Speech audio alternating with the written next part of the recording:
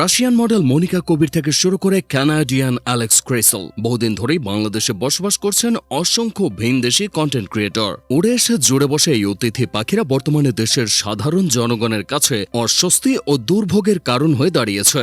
গেল কিছুদিন আগে রাজধানীর গুলশানে একজন সাধারণ পথচারীকে মারধর করে ব্যাপক সমালোচনার মুখে পড়েন রাশিয়ান সুন্দরী মনিকা কবির। এই ঘটনার পরপরই তিনি আবার আরেক বয়স্ক লোকের সাথে বাক বিতণ্ডায় জড়ান। মনিকার মতোই বর্তমান সময়ের আরেক জনপ্রিয় বিদেশি কন্টেন্ট ক্রিয়েটর হলেন অ্যালেক্স ক্রেসেল। এখন পর্যন্ত কোনো বিতর্কিত কর্মকাণ্ডের জন্ম না দিলেও বাংলাদেশের মাটিতে প্রতিনিয়ত ভিডিও তৈরি করে যাচ্ছেন এই কানাডিয়ান নাগরিক। শুরুতে 1 মাস থাকার প্ল্যান নিয়ে বাংলাদেশে এলেও দিন শেষে তিনিও রয়ে গিয়েছেন বাংলাদেশে। মনিকার মতো অ্যালেক্স তেমন একটা বিতর্কিত মুখ না হলেও তাদের দুজনের মধ্যে একটা বিষয় মিল রয়েছে, সেটা হলো দীর্ঘদিন ধরে তারা এ দেশে বসবাস করছেন এবং এখানকার অসংখ্য প্রতিষ্ঠানের হয়ে প্রমোশনের কাজ করেছেন। তবে এখন প্রশ্ন হলো, ভিনদেশী নাগরিকরা বাংলাদেশে আছেন কোন পারপাসে, তাদের ভিসার ধরন কি, তাছাড়া বাংলাদেশি বিভিন্ন প্রতিষ্ঠানের হয়ে কাজ করার জন্য তাদের কাছে কি উপযুক্ত ওয়ার্ক পারমিট রয়েছে। শুরুতে মনিকা কবিরের প্রসঙ্গে আসা যাক। বিভিন্ন আনঅফিসিয়াল সূত্র মতে জানা যায় যে তিনি বর্তমান নো ভিসা রিকোয়ার্ড বা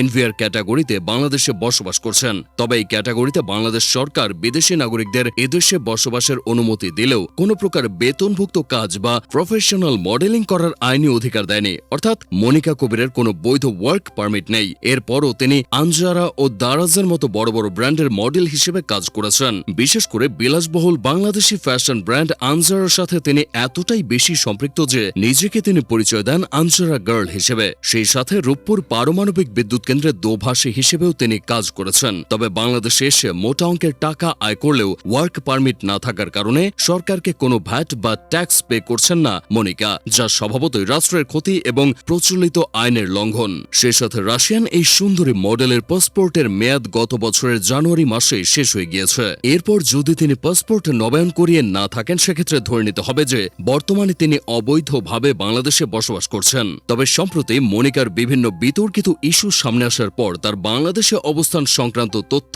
বৈধ ভিসা ও ওয়ার্ক পারমিট রয়েছে কিনা তা জানতে চেয়ে তাকে লিগ্যাল নোটিশ পাঠিয়েছে সুপ্রিম কোর্টের এক মহিলা আইনজীবী। সেই সাথে বিতর্কিত কন্টেন্টের কারণে তাকে প্রকাশ্যে ক্ষমা চাইতে বলা হয় সেই নোটিশে। আর এই নোটিশ পাওয়ার পরপরই কান্নায় ভেঙে পড়েন আলোচিত এই রুশ তরুণী। এমনকি বাংলাদেশ ছেড়ে নিজ দেশে ফিরে যাওয়ার ঘোষণাও দেন তিনি। মনিকার মতো অ্যালেক্স ক্রেসেলও এদেশের বিভিন্ন প্রতিষ্ঠান হতে মোটা অঙ্কের টাকা কামাচ্ছেন। তবে তারও কোনো বৈধ ওয়ার্ক পারমিট আছে কি না সেই ব্যাপারে খোঁজ নেওয়ারও যেন কেউ নেই। ঔপনিবেশিক আমলে ইংরেজরা যেভাবে এদেশের সম্পদ লুটে পুটে নিয়ে যেত, একইভাবে ভিনদেশি কন্টেন্ট ক্রিয়েটররাও বর্তমানে চুপিসারে এদেশের পকেট কাটছে। তাই এখনই প্রশাসনিকভাবে এই ব্যাপারে কোনো উপযুক্ত পদক্ষেপ গ্রহণ করা না হলে ভবিষ্যতে এই দেশ আরও বেশি কর ও ভ্যাট হতে বঞ্চিত হবে।